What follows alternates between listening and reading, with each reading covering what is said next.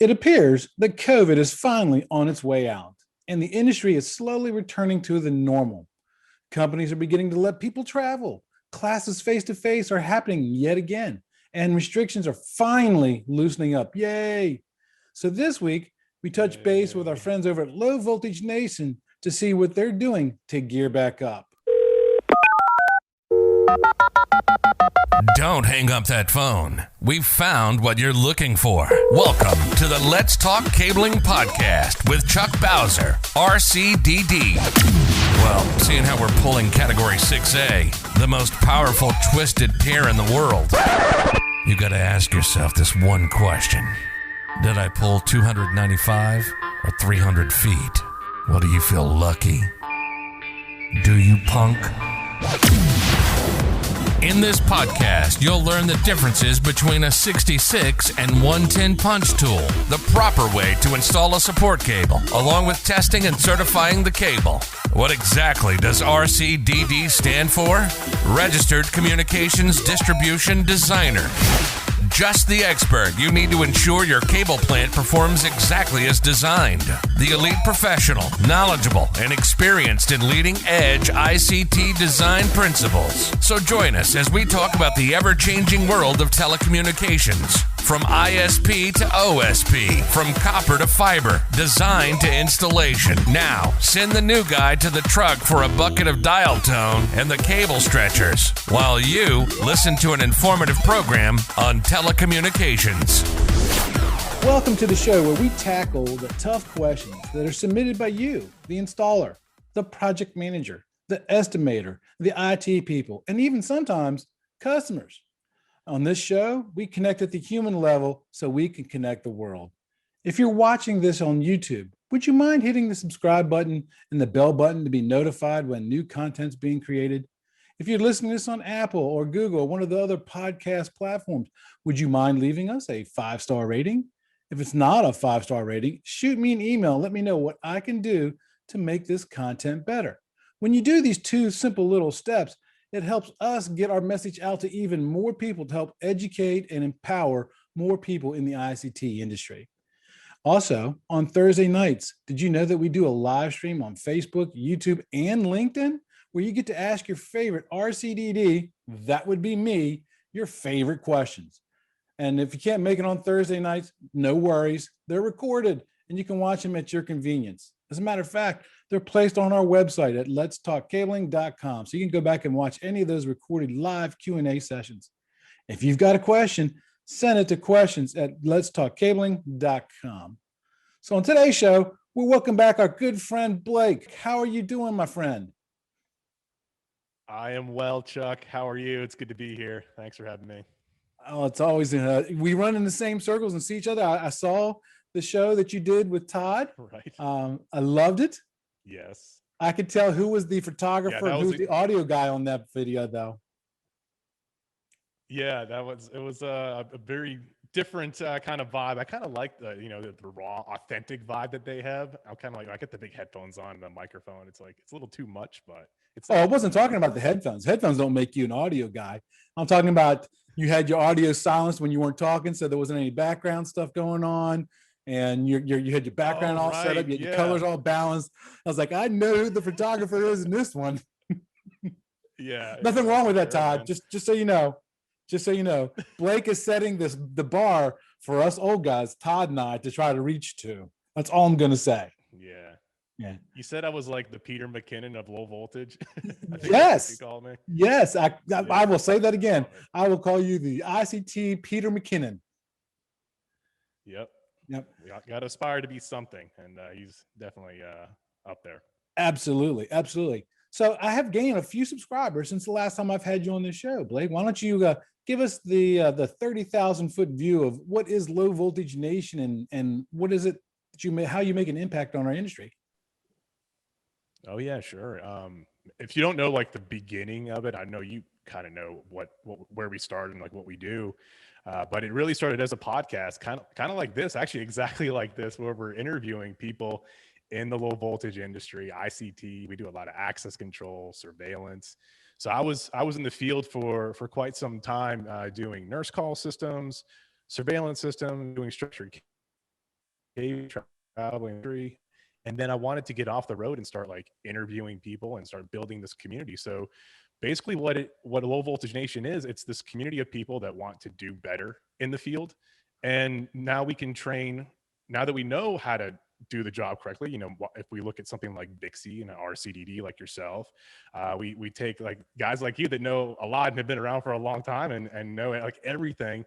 We want to help train those people that are up and coming. That's kind of like me. I'm kind of like at the middle, and I want to help those guys that are a little bit below me and then connect them with people like you so we can bring everybody together, whether it's FOA, Bixie, and everybody in between. We want to do good work, have fun doing it, and meet these requirements and this huge demand for fiber optic fusion splicers, structured cabling specialists, RCDDs. There's a big gap right now, and that's what we're trying to fill. So that's the brief rundown of Low Voltage Nation. Now you guys have like memberships and stuff too, right? So people can join in, and you got like a Slack channel and all kinds of cool stuff. I love the Slack channel, although because I got so much stuff going on right now, I'm not in it as much as I would like to be, but I still pop in there, a couple times a week and stuff. And I love that Slack channel. I get so many show ideas just from the Slack channel. Just, I was like, oh man. Yeah. It's like a market research tool, and there's so many questions that are going back and forth between the Facebook group. I don't know if you're in that thing, but that thing is huge. It's yes. Like 7.5 thousand people, and it's very heavily moderated, very active community. And then there's the more focused real-time communication with Slack, where we connect it's mostly business owners, and then there's some technicians that have some companies that have brought their technicians, like junior people, into the ecosystem, and they can get kind of like a mentorship program with all the people that run the companies that have the certifications. So yeah, that's our membership platform. So there's kind of like the first tier where it's like a free, you can get into Low Voltage Nation through like LinkedIn. We're huge on LinkedIn, and then Facebook is another free platform. But if you want to take it up a notch, you can go LBN Gold and start getting more involved as an ambassador. You can get like group discounts. There's all sorts of different benefits for it, but it's a really hyper focused community within our Slack workspace, and we're actually launching a new community platform and knowledge base pretty soon, which is really exciting. So there's a lot going on. So yeah, I could talk hours about this, but that's the rundon for. Well, we don't have hours. This is my lunch break, so I still have to go back to work. Brief and talk quickly. Exactly. And one of the cool things I think that you're doing right now is that black Klein tool bag. I think that thing is so slick. It says Low Voltage Nation on the side. No, this is a Vito Pro Pack. I actually have a Klein Canvas bag. I don't have it on my display right now, but Klein Canvas, they did a Low Voltage Nation embroidered tool bag, but this is the Vito Pro Pack. This is like a smaller little kind of like, like a little go bag that has a bunch of like tools with our starter kit, like with vertical cable, roll gear, Go Simply Connect. So yeah, that's a big deal. Vito Pro Pack is legit. Yeah, I saw that too. Because you're offering it in you're offering it, if I remember right, just the bag and also the bag and the tools, if I remember right. Yeah, the bag the bag with the tools as well. So like somebody like wants to get started in low voltage and structured cabling, like it's got the stuff that they need to get. And you and I have talked about this before. That's a big challenge for somebody coming in this industry because, they don't really know what tools to buy. And if you've already got the kit there ready to rock and roll, that's an easy decision. I would think, Yeah, it is, because I didn't know what to buy. I just kind of haphazardly borrowed tools, much to the chagrin of my mentor, and then I started buying my own. And they were like, "Get your own punch tool, boy." I didn't know I needed that until now, and we're on site. And then at the end of the day, when that punch tool is not put back in the toolbox at the exact position that you took it from, boy, oh boy, yeah, it's going down. I don't know what you're talking about. I have no idea. Like what?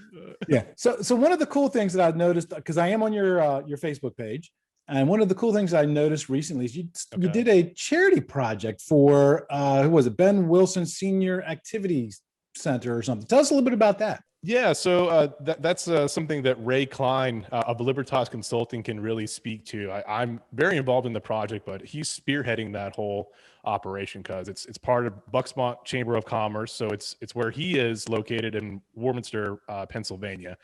So what we try to do it every year, is we give back to a nonprofit organization or just somebody in the community that, for this in particular, was somebody or a company that kind of suffered through COVID because they're like an in-person senior center where what do you do at a senior center when you're in a pandemic? It's just like, it was really challenging for them. So we had a whole list of people. There was like 30 companies that applied for the charity project, and we're donating $50,000 worth of equipment and time and materials. So we're going to install structured cabling, network infrastructure, access control. I think they need some computers and printers. So we're getting a bunch of sponsors. There's some local sponsorship. There's also Epson got on board as well. So there's a huge opportunity for us to give back and really take what we have in Low Voltage Nation with all of our vendors, our LBN Gold vendors, and bring them together to give back to the community. So if there's somebody out there, a technician or a company who wants to join in and help with that, would they contact you or would they contact Ray? So they would contact Ray. I would go on our LinkedIn. So if you go to Low Voltage Nation and then our LinkedIn page, that's like the best way to get updates on all the information. I'm very active on LinkedIn. Yeah, me too. I love LinkedIn. I'm having more success on LinkedIn than I am on any other platforms. So same here. For sure. Yeah, exactly. Now I know one of the things that Low Voltage Nation is known for, especially pre-COVID, is the meetups, right? Where you'd have people come together and stuff. And now that we're finally looking, hopefully, at the back end of the COVID, I saw you doing the whole yay when I was doing the intro. I saw you out of the corner of my eye. Is that going to be starting back up soon? Yeah, just September 23rd in Atlanta, Georgia is the next meetup with a heavy focus on access control and structured cabling. So we're going to be we like to do hands-on stuff, like to build stuff while we're there. So we'll probably build a Chatsworth 14U data rack and then get companies like maybe Cantech or Brevo, maybe PDK, Pro Data Key to donate and sponsor the meetup. So yeah, we're excited to get back on the road for sure. It's been a while. Is that the only one scheduled, or do you have other ones in the pipeline? Well, there's another. It's not really a meetup. We'll probably talk about it here in a minute, but it's the fiber optic scholarship. So we're going to be in Savannah, Georgia, before the Atlanta meetup. But we do have kind of tentative stuff in the Pacific Northwest. Got a lot of presence in tri-state area and also Fort Lauderdale, but nothing on the calendar just yet, but it is kind of like in the pipeline. So for those who may not know what that meetup is, can you dive a little bit deeper into the whole process? I mean, if I was showing up that morning, what happens? What's the process? Yeah, so we would get set up early to start just getting all the equipment. We'll have like a staging area for all of our equipment, and then the first hour is kind of like a meet and greet, but in the middle typically is where the installers and the technicians will be starting to build everything out. We'll have just like you would execute a project with all your spec sheet and like everything, your statement of work. We'll have everything like you would actually build at a project, but there'll be booths set up and and food, but you can just mingle around the kind of the action area in the middle, the pit, if you will. But that's what you would expect for the first hour is people building stuff, and then kind of like a networking event around the side, and then we'll come together and train people if they haven't ran cable or terminated cable. We can train people as we start putting everything together. We'll do some mini presentations. We don't want to like do PowerPoint, death by PowerPoint. We want to have like really interactive, like, hey, this is what we built. This is why we built it. And if there are any questions, just some hands-on stuff, like show them how to configure a router, how to configure an access control system. So it's a real interactive event, but it's also vendors can showcase stuff, but that's not really the focal point. We're not like trying to do a big sales pitch. We're trying to like actually, teach people how to do stuff. Yeah, I was going to ask you if you had like a scope of work or something, and it was actually going to simulate an actual project. I was going to ask that question, but you already answered it for me. As close to a real life scenario as possible. Yeah, for sure. Now, do you certify and test the cable after you install it and stuff? So we didn't do that we've only had one meetup. So this is going to be our second meetup, but it's a really good point because now since we have 50 times more people and sponsors and vendors, and we have access to companies like Softing and NetAlly. So Softing makes certifiers, actually doing some stuff with us on the fiber side. But that's a good point. Like to incorporate, I'm going to write that down, to actually certify the all the drops and Right. like, this is what you would do for a customer handoff. And when somebody requires it, this is what you would actually do. Yeah, exactly. And then what I would do as well. Is Mike Bunning involved in that? With Softing? Who is that? Is he with Mike Bunning is the training guy for Softing. I met with two guys from Softing, and I feel like I should know their names, but I meet. Yeah, not a problem. Hey, not a problem. I understand. Understand 100%. So here's another tip for you. So after you've done the installation, right, take like a lunch break or do a mini session, and then have somebody go over and like flip a pair on one of the cables, and then have them test it, and what real life panic mode. Nothing's worse when you got a whole bunch of eyes watch on you. It comes back and says, fail. Oh no. Right. What do I do? I'll tell you that'll make more impact, a better learning opportunity than if everything went smoothly. It's when we come to challenges and we rise to overcome those challenges when we really, really learn. When everything goes as according to plan. Yeah. Well, name one project. I'm putting you on the spot right now. Name one project that you did that was executed exactly like the plan was with no problems. I'll wait.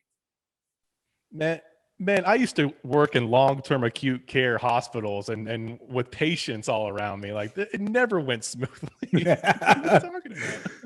It's funny you mentioned it. I did a project in South Carolina. I can't remember what town it was in. It was a Manor Healthcare. So it's like a convalescent home or something like that, right? And so it was me and my brother, and I was building out the closet, and and my brother was going around, and he had to change out all the jacks because they were switching the phone switch, and we had to rewire all the jacks, and he had to go to every one of the patients' room to rewire the jacks. And at the end of the day, he was, you could see he was stressed out. I'm like, what's the matter with you? And he goes, every room they wanted to talk to me for like 25 minutes, and he's like, when one person, I was sitting there terminating the jack, and the nurse came in. And the guy started yelling, "Stop hitting me! Stop hitting me!" And I looked over and says, "Oh my!" Says Chuck, the guy was 5 feet away from him. He wasn't touching him. It's like, that's a stressful environment to work in. I've got worse stories than that. There you go. Hey, did I mention that closet was on the roof? Yeah, the switch was in a smaller room on top of the roof. It was, and we're talking about South Carolina now. Okay. I'm not surprised. I'm not surprised at all. It was hot. It was humid. Oh, it was nasty. I thought I had the worst part of the job until he told me what he had to go through that day. Exactly. So that's cool. I can't wait till what meetup happens, near me, so I can kind of join in and help with that too. I'm really looking forward to that. Last thing I'll touch base on. I can't wait. I got to say one thing. I forgot to mention this because you said it earlier. You said something to the effect of, everything like you and RCDD. I'm gonna tell you right now, I know a lot. I don't know everything. I don't know anything about access control. I say everything? I misspoke. Yeah. You know a lot. yeah. I know a lot, but I don't know everything. Except I do have weak spots. And I don't know if you saw the interview I did with Chris Hobbs a few weeks back, and he describes it perfectly. He goes, the ICT industry is like this wide. I know that much of it, but I know people who to fill in the rest of the gaps. And that was a perfect explanation of the industry because, my whole experience is cabling and certification. But when you start getting, like I said, access control or, that kind of stuff, I'm kind of lost. I mean, I can probably work my way through it, not with 15 people looking over top of my shoulder, but if you give me the opportunity, I can, yeah, exactly. That's what I'm talking about, a meetup, right? I don't want people watching me as I'm trying to figure out what the heck I'm doing. I want to look like I know what I'm doing, although that never happens. I never know what I'm doing. Yeah. You got to surround yourself with the people that know more than you. That's a tried and true way to go. That's a sign of a good leader. That is a sign of a good leader. Yep. And I'd say another good sign of a good leader too is someone who is training somebody to replace them. Because quite often are and when I say leaders, I'm lumping in project foremen, I'm lumping in lead technicians with that. quite often they want to hold that information close to their chest because they don't want to tell the new guy, all the stuff, because what if that new guy's better than them? You should be training them. You should be training them, period. It makes you a better person. Exactly. Right? Yep. They'll make you look better. Exactly right. If they perform better, you perform better, and then you're the one running the job. It's a 360 affirmation. It gives you all that good content, Sure. all the good content, but all the good reinforcement stuff. Absolutely. Yeah. Now, the most exciting thing that I see is coming out of Low Voltage Nation, the fiber optic scholarships. Tell me about them. Oh my gosh, I'm glad you said it. Yes. So we partnered with GoFro. So Lee Renfro, he's the Bixby Southeast Regional Director. So he's boots on the ground in that regard. He also is a Fiber Optic Association certified trainer.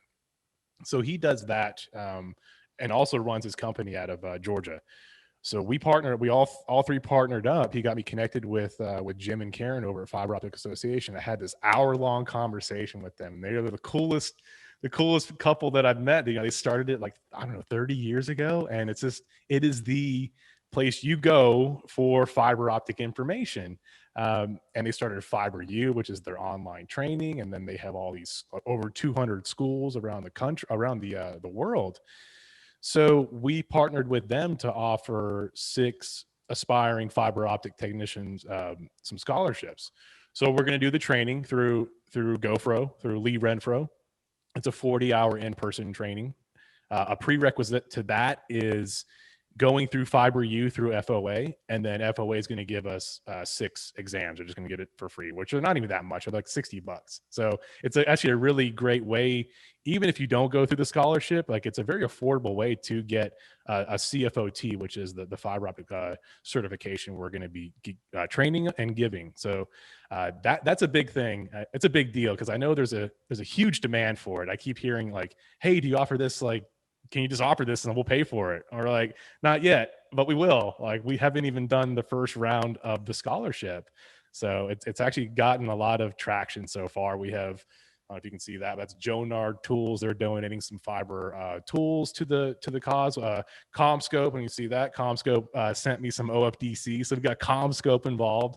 That's pretty cool. And then there's some other people. Federal Cable might donate some stuff, and then Stephen Clennert, Splicer Steve's going to donate some stuff. So we got a bunch of people donating everything we're going to need to get these 6 aspiring technicians geared up to be in the workforce, whether or not they have a job in a company that they work for and it's already lined up, or if they have a job placement facility that they can help. The critical factor is really getting them a job in the industry and getting them certified. So we're going to make sure that we guide them through the whole process, and it's a big deal in my opinion. Oh, yeah, it is a big deal. Absolutely a big deal. I've been aware of Fiber U for years. As a matter of fact, every class that I teach, I almost always tell them, if you want free training, go to fiberu.org. Because right, yeah, it's about making everybody better. And I had never talked to them personally, but I've emailed them back and forth about a couple of different things and stuff. So the scholarship thing. So I'm assuming the scholarship is going to cover the cost, the tuition cost, right? So, but you said it was 40 hours in person. It's going to be 36 hours, I believe. So it's a 3-day. We'll cover that. So we're just going to give that away through GoPro. But they have to pay for a hotel and an airplane. Has that been officially released yet? I mean, are you putting out and accepting applications? If somebody wants to become we are. in that, how do they? We are. Yep. So I have been posting again on LinkedIn. There's a post on there, and then we're actually launching it through our new community platform. I don't want to I'm already pushing out content, but I don't want to announce that officially just yet. But there are some posts on LinkedIn where you can access the form. We also posted it on Facebook, but we'll have an official link for it. But we've already received about 9 applicants thus far. Nice. But we haven't done a big push to our Facebook group just yet, nor have we done the official here's on LinkedIn. So right. How are you going to decide which people get to attend? So we want them to include their resume, and preferably if they have a LinkedIn profile, not a requirement, but if they complete Fiber U, that's the prerequisite, and they have less than 2 years experience. So that's one of the criteria as a splicer. We might make some exceptions, but we're going to review each individual one. But there's 4 things that we're looking at. Complete fiber U, less than 2 years experience, can pay for hotel and travel, and then have some sort of job lined up, whether through a company or a job placement facility. So those 4 criterion. Very cool. Very cool. Because right now, you're probably aware of this as much as I am, but there is a shortage of qualified technicians right now, and companies are struggling to find people to come to work for them. And I think this is a great opportunity, because a lot of young technicians, they want to learn these skills and do fiber, but it's kind of like a double-edged sword, right? It's kind of hard to do that because you got to be hired by a company, then the company's got to trust you, and then they got to send you, and that takes time. And in this environment, we don't really have time. And so here you are, you putting that out. And I think that's a great idea. Anything else new going on over there at Low Voltage Nation? Geez, we covered a lot. We are growing quite a bit. I think that's really it. Those are the 3 things: the charity project, the meetups, and then the fiber scholarship. So those are the 3 things we're really focusing on right now. Okay, let's touch base on this then, because I saw the post and I don't remember the numbers. And if I know you know the numbers right off the top of your head. I saw you do a post recently, and I don't remember where I saw, because I'm on, like I said, I'm on your Instagram, I'm on LinkedIn, I'm on Yahoo. You did a post of where your numbers, your subscribers to Instagram and all stuff. Well, let us know. I want you to brag about how successful you're finally being. Come on, because we know you put your time in. Yeah. So our Slack workspace, which is our paid workspace, we have over 400 people in the Slack workspace. I mentioned the Facebook group, which is growing like crazy every day, 7.5 thousand, I think we're up to. Got a lot of Instagram followers. I know it might not be like the best quality followers, but we actually have a pretty engaged audience on Instagram. I think we're almost at 30,000 followers. We get a lot of engagement on our post, and it's a really good like market research tool when I do stories and ask questions in new polls. So that's growing like crazy. Since we last spoke, I think we've probably tripled our numbers. And it's really with the partnerships that have helped drive that. So I think we're up to 27 LVN gold vendors. Get some big names, Chatsworth just signed on Softing, NetAlly. Got a lot of Jonard Tools. It's been a really cool company to work with. Klein Tools is another one. So we just keep adding these logos, and it's not really about like how many sponsors can we get and how much money can we get, because it's super cheap to become a LVN gold vendor. We want to whatever the community uses, we want them to have an opportunity to be part of the community and use it to connect with the community. That's really like what we're all about. We've grown quite a bit since we last spoke. And the more sponsors you have, the more you can do for the community. Let's be honest. It's that's what they're there for. And they're going to be installing that stuff at some point in their career anyway. Exactly. Yeah. And we have direct lines of communication with them, whether it's through Slack or our new community platform. People can either get discounts, or they can we know who to talk to and actually make changes within that company, whether it's, to modify a product or a service. We have that leverage and that buying power to make these suggestions and take action against it. Well, you're doing fantastic work, and you're making a huge impact on the industry.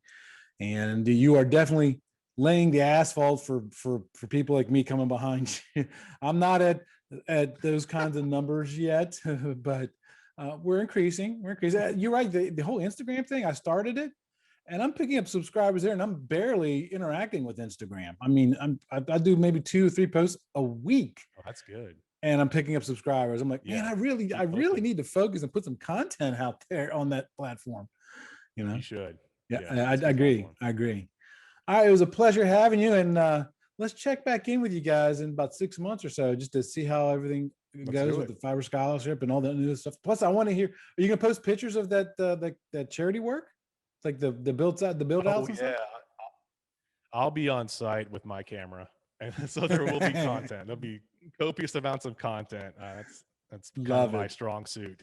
So I'll be running some cable and terminating cable here and there, but I'll be taking more pictures than anything. That's what I want to see. I want to see pictures of Blake pulling cable, terminating cable, and testing cable. That's what I want to see. All right. Yeah, for sure. All right, my friend. Until next time, be safe. That's it for this episode of today's podcast. We hope you were able to learn something. Make sure to subscribe so you don't miss out on future content. Also, leave a rating so we can help even more people learn about telecommunications. Until next time, be safe.